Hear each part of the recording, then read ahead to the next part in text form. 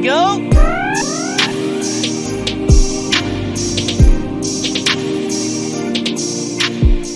What's good, everybody out there on YouTube? This is your man Shadicstick dropping some hot farraga on this mic. Today we're going to be talking about Sonic the Hedgehog, more importantly, story within context of the series. I'm going to be talking about whether it matters or whether it doesn't matter. A few of my points are just going to be, what I think personally about the series and how I think it's executed story over the years. Also, if I stumble over any words or if I trip up over things that I say, just know it's because I am doing this off of the top of the dome, meaning I'm doing this off of the top of my head. I am not doing any sort of notes or scripts for this video. I just really wanted to talk in front of a microphone about Sonic the Hedgehog because it's been a minute and I kind of wanted to get this video out of the way, mostly because I have some bigger Sonic videos planned. I might even do some gameplay videos for Sonic the Hedgehog, who knows. But this is one of those things I've always wanted to talk about and I think about a lot when it comes to Sonic the Hedgehog, especially currently, because many people on Twitter or Facebook or whatever are talking about the story situation with Sonic the Hedgehog because a lot of people have been appreciating different games in the series for different aspects. One of those is story, and they've been critiquing some of the newer games or some of the greater games in the series for their stories, and I just don't think they should do that with all the games. Now, don't get me wrong. There are some games in the series where story is one of the big components of the game, whereas for others it takes a back seat. Now, the more important question in this video is, does story matter? And with that, I want to answer some other questions like, does a Sonic game need a great story? That may sound kind of counterintuitive, but it's one of those things that I think about a lot. So, does the story in a Sonic game matter? Yes and no. And that's because, again, it depends on the case. I feel as a whole, the series is a gameplay-driven series, not a story one. So in the entire scope of the series, no, story doesn't matter. But I think story has affected people's perspective on certain games in the series. I think most notably games like Shadow the Hedgehog or Sonic 06, where story was pushed to the forefront. And because of that, it was one of the main things people critiqued about the game because it did matter in context to that game. I mean, many people beat in the ground Elise and Sonic kissing and having a relationship within context of Sonic 06. But again, that is an issue with the game. It's one of the game's biggest glaring flaws in its story. And again, I don't like beating a dead bush either. But it is a valid critique and it kind of has other ramifications for the series. I mean, Sonic's longtime, love interest, Amy Rose, is kind of tossed to the side despite her being in the game. Why is Sonic having a relationship with a human? Do other characters in the Sonic series have a relationship with humans like that? It's just really awkward and weird. I mean, I want to say gross, but I don't want to offend any furries. But all jokes aside, I don't think the approach to story in Sonic 06 was really well executed, especially because the game tried to be darker, and the more serious you take your story, the more scrutiny comes towards it. Like a lot of the dialogue. And while I think a lot of the voice acting was actually pretty decent, I feel like because of the dialogue and the story and because of the actions and the awkward animations and just a lot of the presentation, the story just comes off not as good because all those things matter. Now, Sonic 06 doesn't have the worst story on the planet. I still think Sonic Forces probably has a worse story than Sonic 06 because it takes itself too seriously, especially for what it is. Because on top of taking itself seriously, meaning it puts itself under the microscope even more than something like a Sonic Colors, which is far less serious in nature and doesn't take its story seriously at all, really. Yeah, there are things that happen. Yes, there are stakes that are high, but it feels much more like a Saturday morning cartoon than, Sonic Forces, which seemed like it was trying to be a seinen anime in its final arc. Every major villain coming back and destroying the world, people getting tortured, Sonic getting tortured for 6 months on end. There's just a clash of tone because while I am very fond of, joke-telling comedian Sonic, and I think it does match his personality pretty well in context of the more lighthearted games that came from Colors, Gens, and even Lost World, in Forces it just feels so off. Especially because you have characters like Tails who betray their own selves. I mean, Tails beat Perfect Chaos, and again, this gets beat to death, but Tails beat Chaos 4, but can't fight Chaos Zero. He whimpers and gets scared and calls for Sonic because Chaos Zero is there. Come on, that's ridiculous. That's kind of spinning in the face of fans who like the character and that enjoyed Sonic Adventure 1. I mean, come on. But at the same time, let's talk about some of the more lighthearted games, or some of the games that take themselves a lot less seriously. Let's talk about Sonic Colors. I think Sonic Colors does its story well. It's simple. It doesn't take itself too seriously, and because of that, there's not anything I really fault it for outside of some cringy dialogue and some cringy jokes sometimes. And then even then, I think the story for what it is actually pretty good. That's not to say that there aren't dark games that have good stories. I mean, I think the best stories in the Sonic series come from the storybook games, especially Sonic and the Black Knight. That's truly an underrated game because I think it's a good game, and I think it shows the potential for storytelling in the Sonic series.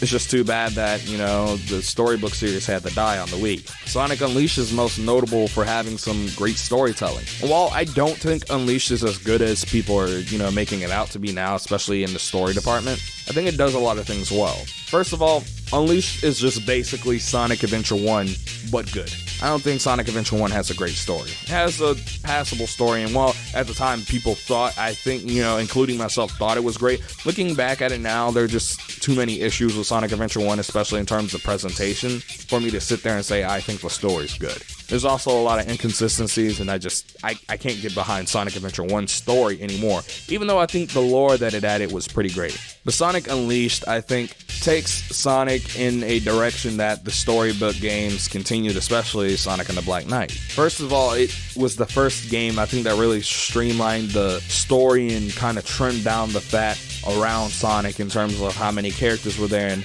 how much they mattered in the story.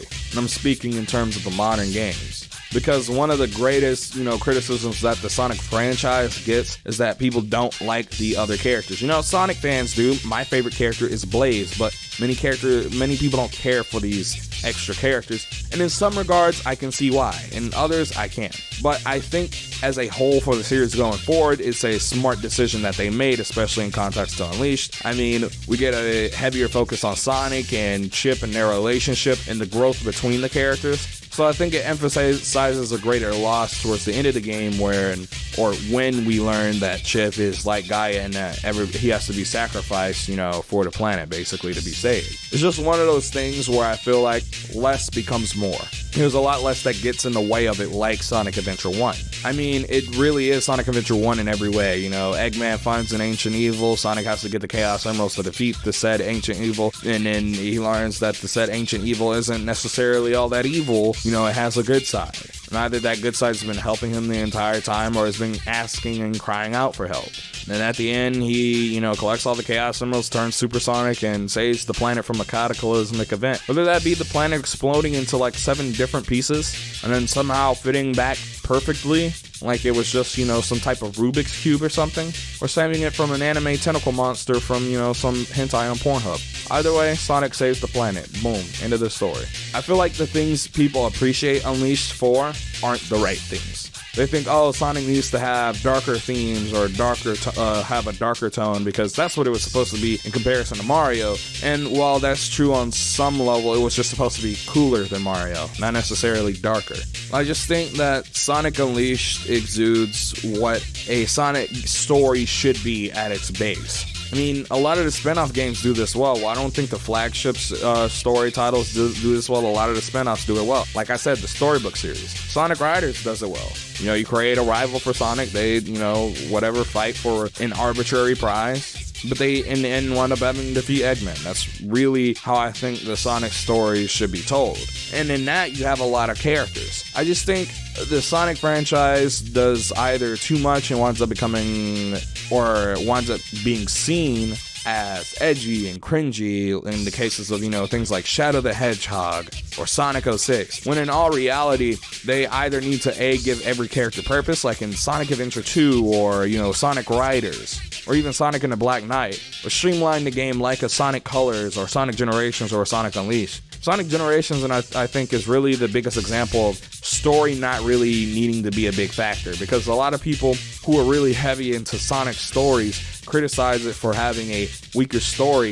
It's obvious that story isn't at the forefront of Sonic Generations. It has a relatively simple plot, and that's all it needed. And I think that's the issue with the Sonic community when it comes to Sonic stories. when something isn't trying to be something, don't judge it because it's not that.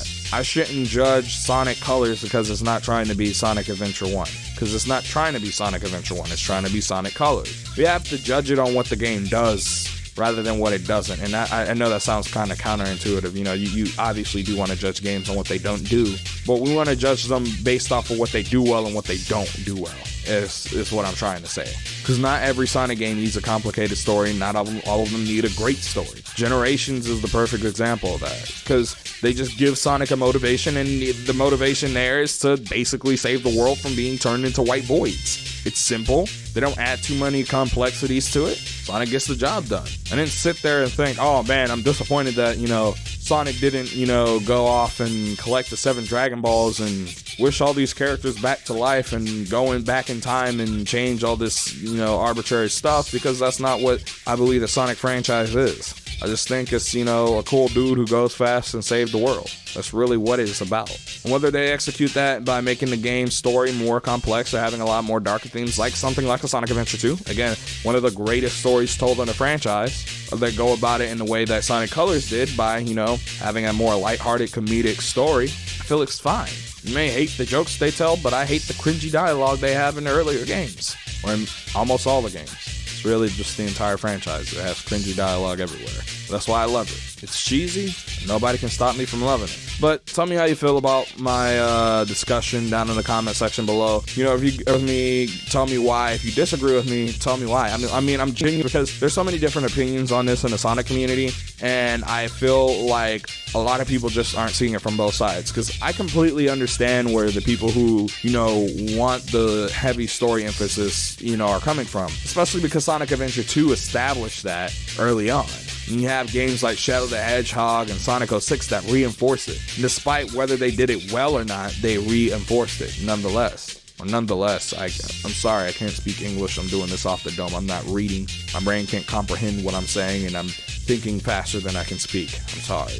But hey, follow your boy on his new Twitter.